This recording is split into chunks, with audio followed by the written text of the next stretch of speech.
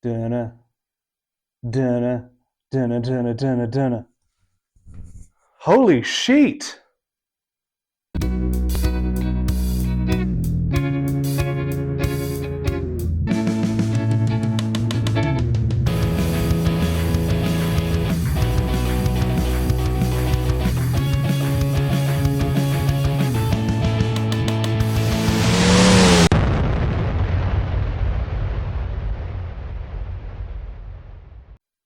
What you're going to witness today in this video is another step in my slow descent to madness.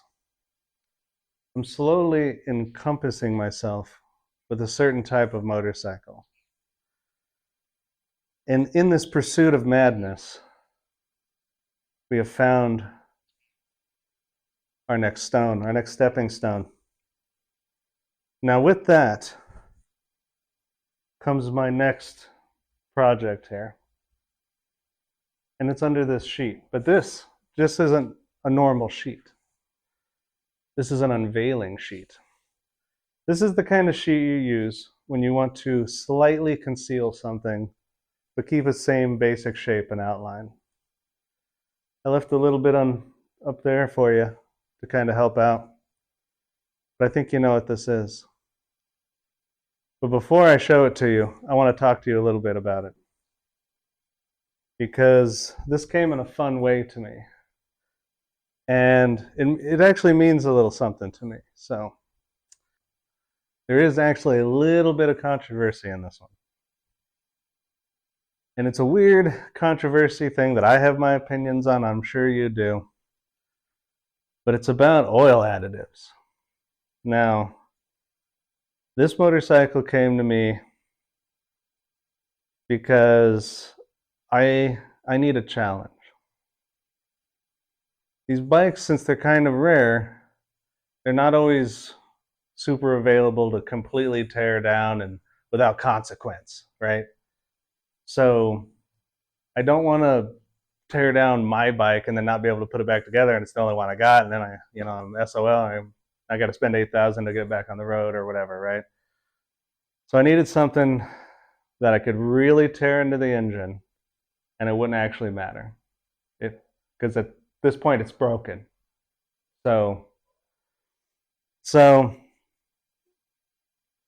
this bike in particular, the guy who owned it, there's those guys out there, and you've ran into them before at any bike show, car show, or whatever, and there's some decent ones out there, but it's always the people that have the little booth set up, Liqui Lucas, or whatever, and they want to sell you their new literal snake oil, right? Sometimes it's literal snake oil. Like, it's got a snake on it and it's oil. It's real weird. We haven't gone over this. In all these years, we're still buying snake oil. But even the best of us fall for it sometimes. And this guy did. And this guy was sold one of those friction modifiers that guaranteed, 10% extra horsepower, 10% fuel mileage, whatever the hell they sold him was. And when they make these oil additives, they test them in everything that's pretty common. They're going to throw it in a Honda Civic. They're going to throw it in a Harley Davidson. They're going to do this. They're going to do that, to make sure, what it's good on and what it's not. But when something's fairly rare, obviously they're not going to test it. So when you own something fairly rare, you're always taking that risk, right? So this guy, he decided to take the risk. But what he didn't read was on the back of the bottle, and now this is where I'm not 100% sure, because I'm getting this story third hand, is on the back of the bottle, we're not sure if it said for wet clutch use or not. And this was by Lucas. So he puts it in there, glug, glug, glug, and a couple miles down the road, his clutch starts slipping. Well, shit. You roll the dice, you win, you lose. this guy lost. And so he gave it a couple oil changes, didn't help at all, still slipping. So he sent it to my friend Jamie, who was going to work on it for him. And Jamie, he did 5 more oil changes, but not just oil changes. He would drain the oil, he would take off the case, he would clean the clutch plates, put them back on, new oil, new filter, run it, happens. He did that 5 times, didn't even phase it. So he contacted the guy, and the guy said, you know, I don't have the money to have you crack the case and tear the engine completely down and clean it. So it just kind of sat there for a while until the guy, sent Jamie the title. And which is a bummer. You hate to see a guy lose the bike over this, and I get it. I've been there too. We've all done it. So let's not hate him for it. Simple mistake. We've all made it. We might make it again. They keep coming up with new ways to sell us this shit. And but here we are. And so I just happened, when I was out there helping Jamie, I remember seeing a Lucas Oil thing down the street from where I work. And by down the street, I mean like 10 miles or so. So I called him up and I said, hey, I get it. It's not like your direct fault. I'm not trying to blame anybody. I'm not trying to get anything out of you. All I need, money-wise or whatever, all I need to know is how you would get it out of this case. You're the one that made it. You're the lab. Tell me how you would get it out of this porous aluminum case. And he said, it's just kind of like a bright oil, and any surfactant should do. So that's what we're going to try. If you haven't heard yet, I'm sorry you had to hear it this way. And I'll make a video about it when I'm ready. But Jamie was a good friend of mine. I didn't know him that long. When you actually think about it, there's people that don't know him a lot longer. I don't make friends real easy. So, I actually valued my friendship with Jamie a lot. And when he died, he left this bike sitting on the dyno, unfinished. And him and I, we were kind of working on it. And my plan was to go up there and work on this bike because I needed to learn how to rip this motor and transmission apart. And Jamie was willing to teach me. So, but when he died, I went out there to help the best I could. And a friend of mine, the family needed help removing everything and, getting everything for sale. And a friend of mine bought this bike from the family to help the family with, their expenses. And I called him up and I asked him, I was like, hey, if you're not, I'm not saying anything, but if you're not going to work on it right away, I'd like the chance, because I hate half-finished projects. You know what I'm saying? Irritates the shit out of me. And I promised I'd do this, god damn it. So I'm going to fucking do it. And, Jamie taught me a lot. So I'm hoping he taught me enough. But we're going to see what happens. And let me think if there's anything else I got to tell you first before I unveil this. Because you already know what it is. I just like being a little sneaky, you know what I'm saying? Being a little frisky about it. Trying to trying to do the damn thing like I'm supposed to. You know, making these videos is weird for me. But I think I'm getting better. I don't know. I feel like I'm getting better. I'm more comfortable talking to the camera. Part of the reason I haven't made the Jamie video yet. And but yeah, let me see what I got for you. So, I guess there's only one thing left to do. Let's go on a tour.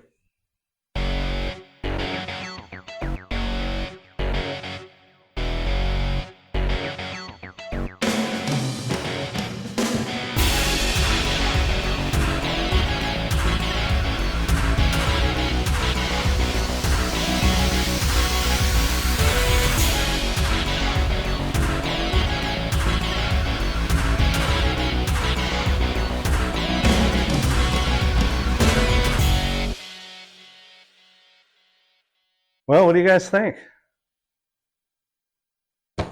1702, 2000 Deadwood, built in 1099. This bike has a lot of fun little weird things about it, and it was a well-loved bike. That's why, I said don't blame the guy for trying. We all get roped into it. It happens, and it happened to him. It'll happen again, and that's why we got to figure this out. Because if we're going to keep these bikes on the road for 100 years, this is going to happen again. So who knows? 30 years from now, that we may not have wet clutch oil, and we're going to have to figure this out, right? So, but let me show you around. So if you're not all familiar with the Deadwood, I'm not either. I know they came out, towards the end there. I'm not sure what the deal was, what made them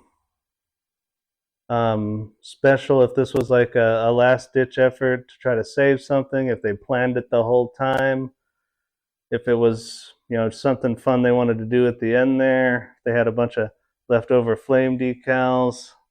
I'm not sure. I'm not the guy to ask about that. I am asking, though. I'm genuinely asking, and I want to find out. And one of these days, I'll get a hold of the right person.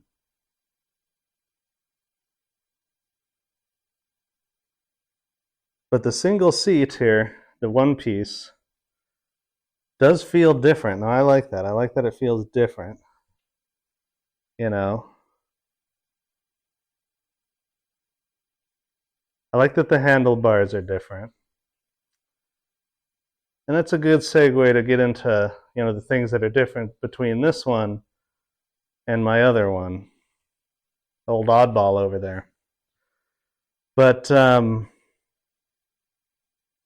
this one here, it has the chrome plated there, and I'm not sure if that was a standard piece or something that the previous owner did.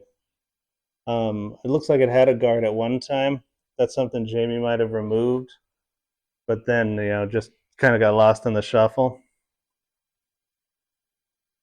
It's got this fun little cap here, and I did ask Jamie about this, and apparently, as a lot of you might know, somebody came out with a pocket watch, and apparently the pocket watch wasn't worth the beans, and it kind of broke immediately on everybody. But the back of the watch was perfect size for the oil dipstick there. So everybody just kind of glued it on. In the beginning, we've talked about how people were trying to solve issues that were coming up with the bike after, the factory had kind of, closed down on them. And this has one of those pieces.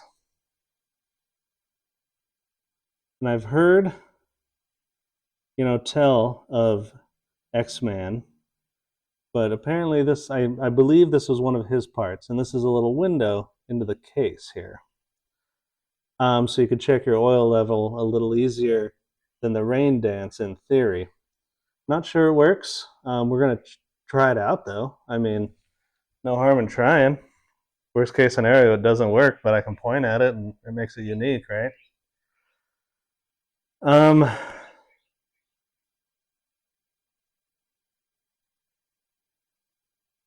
Also, it's got these fun little mirrors.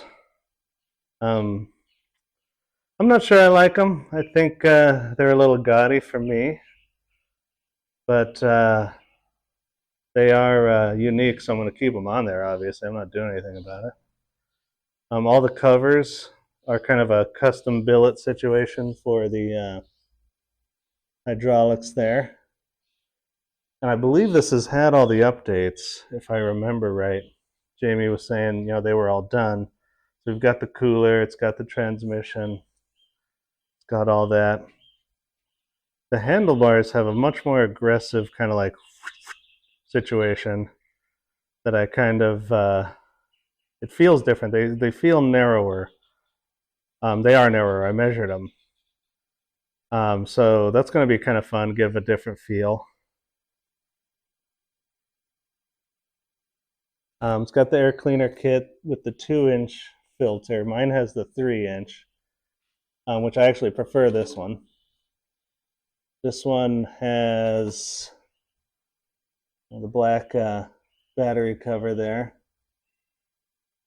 He added all these little chrome pieces. Kind of jazzed it up a little bit. You want to know something else? I don't even know the mileage. I've got a battery sitting over there. Haven't even put it in there yet.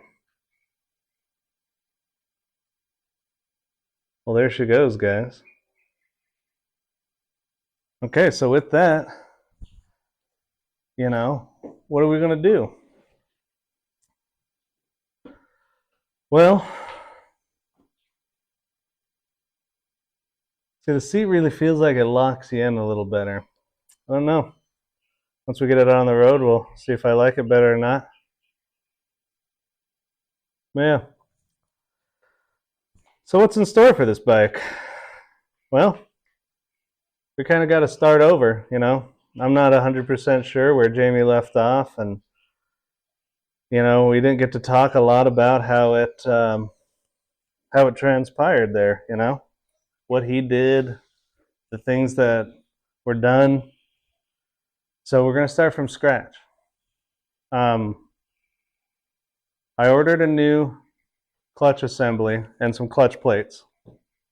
And what we're going to do is we're going to pull the cover off over here. We're going to drain as much oil as we can out of it. We're going to put the new clutch, new plates, whatever, put it all back together, new oil, new filter, run it till it slips. And I'm going to try, because Jamie used AMSOIL oil and the AMSOIL filters. Well, there's a real fine line that all these companies run between, keeping friction for the clutch plates, but just enough, right?